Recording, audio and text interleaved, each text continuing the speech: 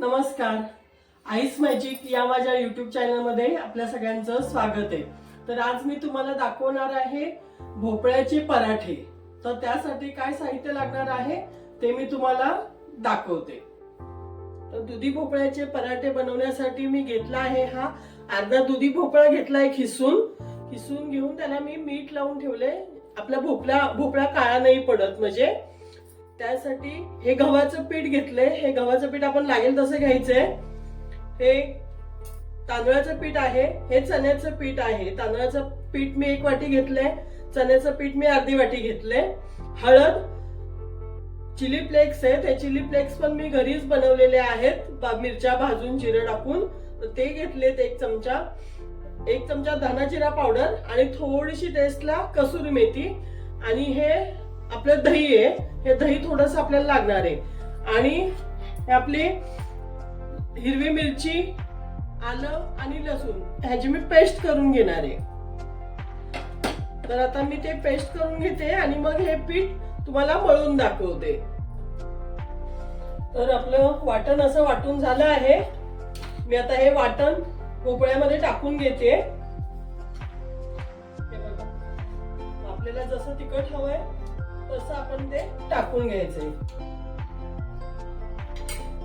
आणि हे आपले मसाले आणि पीठ तेही त्याच्यामध्ये ऍड करायचे।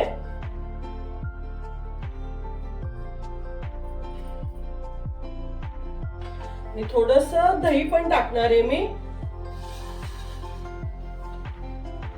दह्याने छान चव येते पराठ्यांना, त्याच्यामुळे थोडं दही पण ऍड करते मी।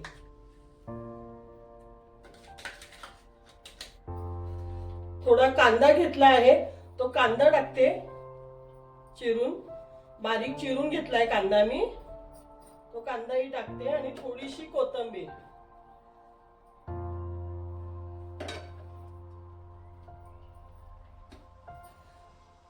आता हे आपल्याला गव्हाचं पीठ ना त्याच्यामध्ये लागेल तसं मळून घ्यायचं। हे बाकीची पीठ मी टाकली आहेत आधी त्याच्यामध्ये। आता ते चांगलं मिक्स करून घेते सगळं, मसाले आपले, आणि हे सगळे मिक्स करून घेते। तर असे मस्त मिक्स करून घ्यायचे। आणि मग आता लागेल तसं गव्हाचं पीठ टाकायचं। आता हे गव्हाचं पीठ घेतलंय मी, मला लागलं तर मी अजून ऍड करणार आहे त्याच्यामध्ये।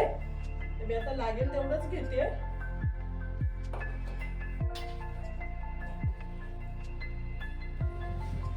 तर बघा आपलं असं हे पीठ पराठ्यांचं मळून झालं आहे। हे आता मी 5 मिनिटं ठेवणार आहे आणि मग पराठे करायला घेणार आहे। तर बघा आता मी हे पराठे करायला घेते। आपल्याला जेवढं पाहिजे तेवढा उंडा करायचा आणि त्याचे पराठे करायचे। तर मी याच्यामध्ये हे नुसतेच पराठे नाही करणार आहे, थोडंसं चीज टाकणार आहे। असं मध्ये चीज टाकून ते परत असं बंद करून घेणार आहे आणि परत मग पराठा लाटणार आहे। त्याच्यामुळे आपला पराठा हा चीजी पराठा होऊन जातो आणि टेस्टलाही छान लागतो। मी दाखवते तुम्हाला।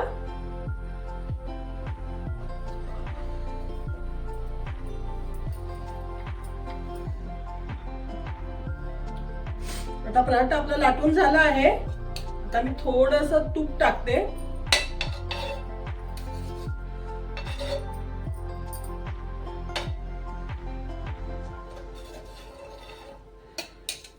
त्या तुपावर आपल्याला हा पराठा मस्त खरपूस भाजून घ्यायचा आहे।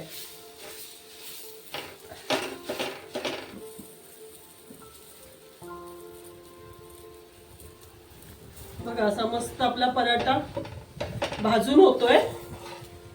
एका साईडनी भाजलाय, हा दुसऱ्या साईडनी पण छान भाजला गेलाय। हा तुम्ही कशा सोबतही, चटणी सोबत खाऊ शकता, केचप सोबत खाऊ शकता, कशा सोबतही खाऊ शकता। असाही कोरडाही खाल्ला तरी चवीला छान लागतो, कारण ऑलरेडी आपण त्याच्यामध्ये सगळं घातलेलं आहे। आलं, लसूण, मिरची, कोथिंबीर, मी सफेद तीळही थोडेसे घातले त्याच्यामध्ये, त्याने पराठ्याला अजून छान चव येते।